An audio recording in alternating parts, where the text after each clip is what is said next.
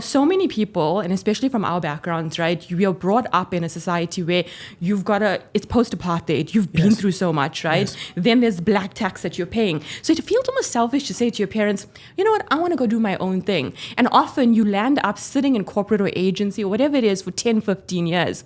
And when I look at the optimism here and you foreshadowing and saying, Web 2.0, let's say you're talking to Zandi and she's like 7 years in and she's scared of leaving. What advice could you give her like right now in terms of, hey, you can take the risk and don't have that parental guilt? That if Zandi spoke to 70, 80, 90-year-old people, not named me, and not someone who is her grandfather or mother, a non-relative, that if she's had 5 conversations with anyone who's 80 years old and asked them about life, the number one thing she would extract is you don't want to live life for regret. Absolutely. The thing I always said to Zandy is if you quit now working at Miller or Nike in Johannesburg or Cape Town, wherever you are, and it doesn't work out, this dream that you have that's making you want to jump. Well, good news.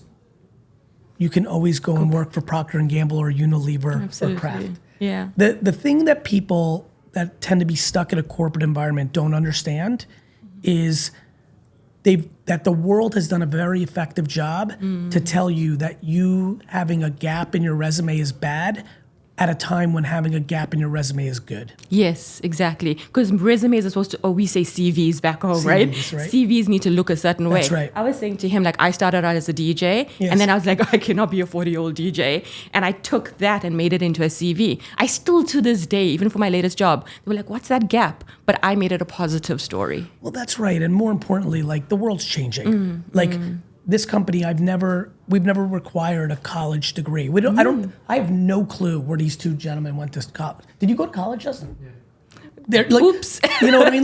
Like it doesn't even cross my mind. It's a non-factor. And so the world's moving, and so if you play your life by yesterday's rules, you're in trouble. Absolutely. You're better off playing your life on today's rules with an eye towards tomorrow's rules. And so what I would tell Zandy and anybody else is either you won't do it and you'll regret it your whole life. Or you will do it, it'll either go phenomenal and be the great gift, or you'll lose, and at least you tried, and now you can go back to a job. And the fun thing is when you go back, because I did a stint in entrepreneurship, it actually just makes you smarter to handle your P&L, 100%. Right? Because you're like, I handle the risk on my own. Yeah, a lot of people are being humbled in the last 10 years of not being capable of being entrepreneurs. And that's okay. I was with a creator today at an event who has amassed millions and millions of followers through ice cream and viral ice cream. He thought, like, oh, let me go build an ice cream store too. He realized he couldn't. And so now he's back to doing full time, and that's great. That's great. That's not a loss. That's not a scarlet letter. Absolutely. As a matter of fact, it's going to make people realize that entrepreneurs who could pull it off, it's a very small, rare talent. Absolutely. And I don't think I'm special for that. That's like an athlete or a singer or an art. Like, everyone has different skills, and so I would say that if it's burning inside of you and you want to try, you must, because regret is the ultimate poison in life. Absolutely.